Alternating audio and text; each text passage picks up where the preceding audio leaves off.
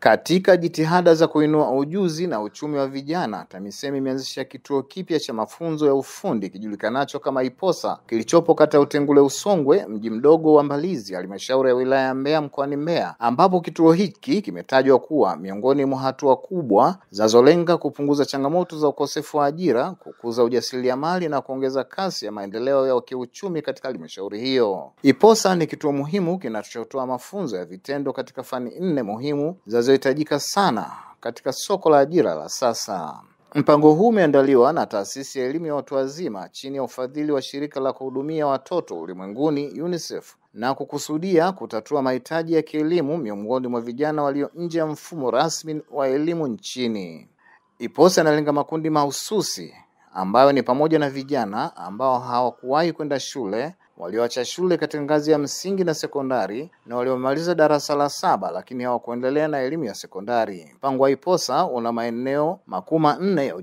Maeneo hayo ni stadi za KKK, stadi za ufundi wa awali, stadi za maisha na ujasiriamali. Aidha, uendeshaji wa IPOSA unazingatia nadharia na unyumbufu na ujenzi wa umahiri katika ujifunzaji na ufundishaji. Kuwezesha vijana na watu wazima pamoja na makundi mengine ndani ya jamii kupata elimu stadi za kazi, ujuzi na maarifa ili zitumike kama chachu ya nyenzo muhimu kukabiliana na changamoto mbalimbali za maisha, kuwezesha taifa kutokuwa na wananchi wasiokuwa na ujuzi, stadi, nyenzo na maarifa ya kutosha ili taifa liwe na nguvu kazi stahiki kwa maendeleo ya jamii. Kuondokana na jamii ya watu wasiojua kusoma, kuandika na kuhesabu kama msingi muhimu wa elimu, na kuwezesha kila raia kuwa na uwezo, fursa na shauku ya kushiriki moja kwa moja katika harakati za uanzishwaji wa miradi ya maendeleo ya uchumi na ustawi wa jamii katika nchi yetu. Fani zinazofundishwa na kituo cha IPOSA ni ufundi seremala. Mafunzo haya yanawezesha vijana kujifunza utengenezaji wa samani, utengenezaji wa milango na madirisha na kazi nyingine za mbao zinazohitajika katika miradi ya ujenzi shuleni, zahanati na kaya binafsi, ambapo baadhi ya wahitimu wameanza kujipatia miradi ya ujenzi inayotekelezwa na halmashauri ili kuongeza.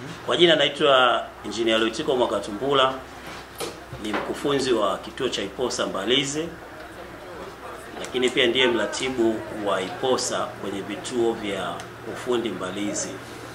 Kituo chetu cha IPOSA kiko Mbalizi kwenye eneo la kituo cha walimu TRC.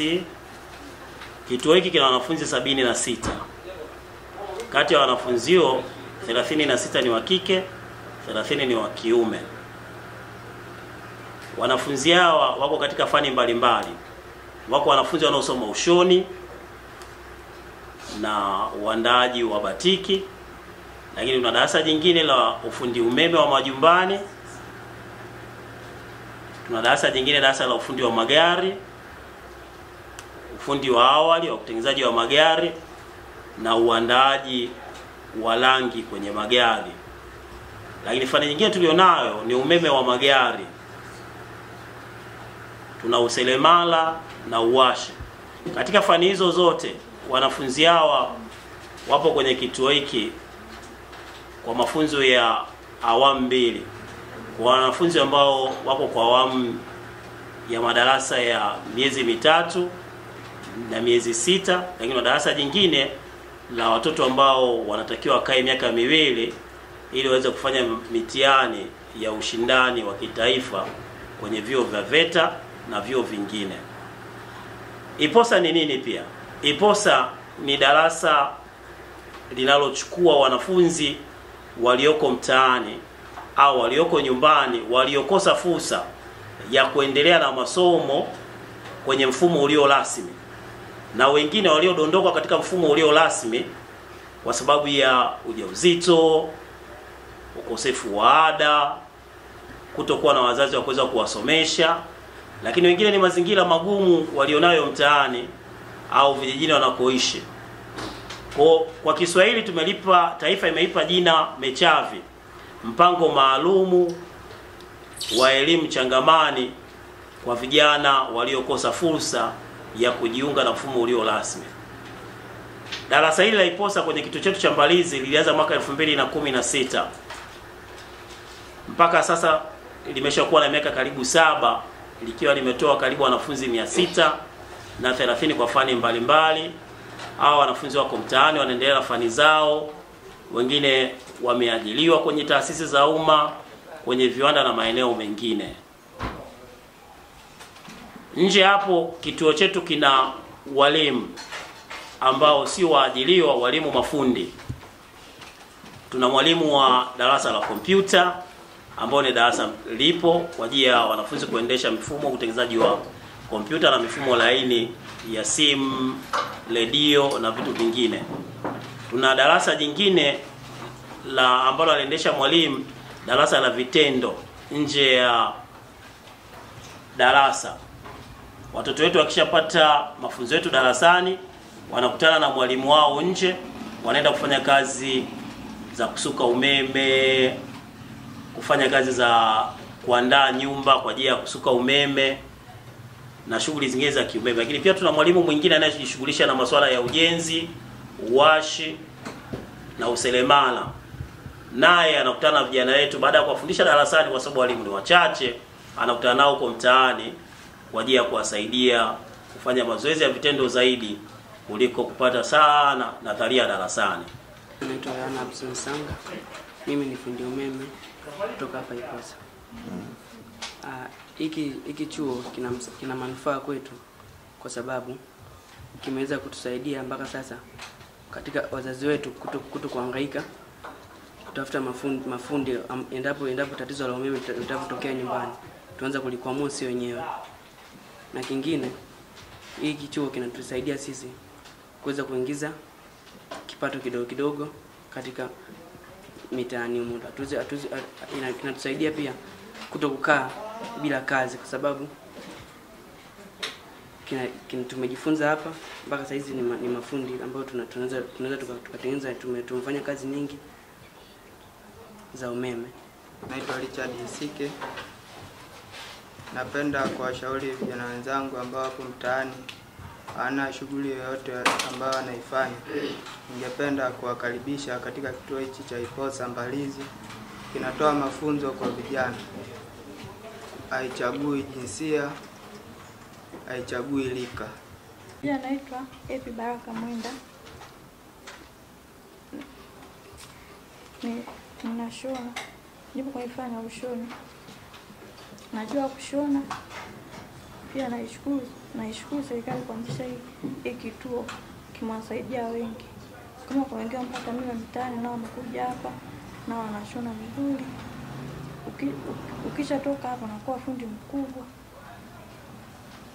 Mimi naitwa Frank Esenseru, ambaye ni mwalimu ambaye anaendesha mafunzo ya kompyuta hapa kituoni. Kwa kweli tuishukuru serikali kwa miradi hii ambayo imetuwezesha kupata ujuzi mkubwa na kutoa vijana wengi ambao wameingia mtaani kufanya. Mpaka sasa hizi niseme tuna vijana ambao wengi wameajiliwa kwenye stationery kupitia mradi wa kompyuta, na matarajio yetu makubwa ni kwamba tuendelee kuzalisha vijana wengi zaidi kwa ajili ya kukuza taifa, hususan upande wa sayansi na teknolojia, ambayo itaenda kuwasaidia wao wale ambao wako nje ya mfumo rasmi wa elimu kujiajiri kule mtaani na wengine kuajiriwa, kwa sababu kwa mfumo huu tuna vijana zaidi ya 50 ambao wapo hapa Mbalizi wamejiajiri na wengine wameajiriwa, waendesha maisha yao, wanajipatia kipato kupitia mfumo huu. Kwa hiyo natoa shukrani zangu za dhati sana kwa serikali. Mimi pia ni miongoni mwa vijana ambao nimeanzia hapa, lakini kutokana na bidii za walimu wa kipindi kilicho nafundishwa hapa nimenufaika na nikawa mwajiliwa pia wa kituo hiki. Lakini pia nafanya kazi na nje na baadhi ya mataasisi mengi sana. Mpaka sasa niseme kwa taaluma nilionayo nimefikia sehemu kubwa sana ya mafanikio yangu, lakini pia nimeweza kuajiri na vijana ambao nimeajiri zaidi ya nao idadi ya 4 vijana ambao nimeajiri ambao nimefungua ofisi zangu pia wanafanya kazi hizo sehemu. Mimi fundi Robert Kennedy Kibona, napokea vijana toka Iposa wa design mbalimbali ambao jinsia ya kike na ya kiume ambao wazua mtaani. Wakifika tunafundisha kutengeneza magari na ufundi pia wa umeme. Lakini pia vijana ambao bado wako mtaani tunawaambia karibu sana. Serikali bado inahitaji vijana kwenda Iposa na sisi tutawapokea. kuepusha sana waende IPOSA, sisi tuwapokea ili wabadilishe maisha kwa mtaani na kuja kujifunza ufundi wa magari. Toa Adolf Subira ni mwanafunzi wa hapa IPOSA. Yaani fursa hii hapa kwa sisi vijana imetunufaisha kutuepusha na makundi mbalimbali. Mfano makundi ya uwizi, uvuta bangi au makundi yote hapo imeweza kutuepusha. Kwa mimi hapa na muda kama wa miaka 2 hapa. Mpaka sasa nimeshajifunza vitu vingi sana. Nawakaribisha vijana wote ambao wapo mtaani wanatangatanga kwa kuambia fursa ipo. IPOSA imetoa fursa. Unaambia ni serikali sasa juu ya uanzishaji wa hiki kituo cha IPOSA? Tunaishukuru sana serikali kwa kutupatia fursa kama hii ya kujifunza bure kabisa. Mtaalamu wa matumizi ya teknolojia kidijitali, IPOSA inatoa mafunzo ya msingi ya tehama ikiwemo uandishi wa nyaraka, matumizi ya mifumo ya ofisi, pamoja na ujuzi wa kujiendesha kibiashara kwa kutumia teknolojia ya mawasiliano kwa lengo la kutumia fursa hiyo kujiongezea kipato kwa njia ya mitandao pamoja na kuanzisha maktaba za muziki. Mkurugenzi wa halmashauri ya wilaya ya Mbeya, Bi Erika Yegela, anazungumzia namna alivyojipanga kusaidia vijana waliosoma IPOSA. Hatujaishia hapo, tuna kituo cha IPOSA. Iko kituo cha IPOSA, mtasikia wanaita clusters hizi. Kile kituo hakitoi fedha, lakini kinatoa elimu. Elimu hiyo ukiipata, lazima utajipa ajira wewe kijana. Kwa sababu sasa hivi tunamjenga huyu kijana ambaye ana tatizo la ajira. Sasa ukiwa mkurugenzi, na especially mimi binafsi, so mimi napenda kujiongelea kwamba nimeaminiwa nihakikishe hata yule kijana ambaye ana ajira kwenye hiyo cluster ya IPOSA, vijana wanafundishwa kwenye fani mbalimbali za kujitegemea. Wanafundishwa ushoni, wanafundishwa ufundi umeme, wanafundishwa ufundi uwashi, wanafundishwa useremala, wanafundishwa fani karibu nyingi. Bado hatujaanzisha mapishi tu, lakini kadri muda unavyokwenda tutajichanganua kwenye akili zetu ili tuone na fani zipi za kuongeza kipato. Kwa sababu kwa gani nimesema mapishi tulikuwa bado hatujaanza? Ni fani muhimu sana. Hakuna binadamu asiyekula chakula. Na kama uko mtimilifu, wengine hula milo 3. Sisi wa Tanzania tumezoea asubuhi, mchana na jioni. Na hasa ukiwa na nafasi. Lakini kama una nafasi, wengine wanakula mchana na jioni, wengine wanakula asubuhi na jioni. Kwa hiyo tuna fursa nyingi na tuna vijana wengi. Siku tukipata nafasi, tutaweka kongamano la vijana waliofanikiwa kutoka kwenye kituo chetu cha IPOSA cha Mbeya. Tunajivunia sana vijana ambao na sisi halmashauri tuko kwenye mpango wa kuwafundisha mfumo wetu wa manunuzi wa NeST ili wawe washindani. Kutokana na zile fani walizozipata wapate na miradi ya serikali.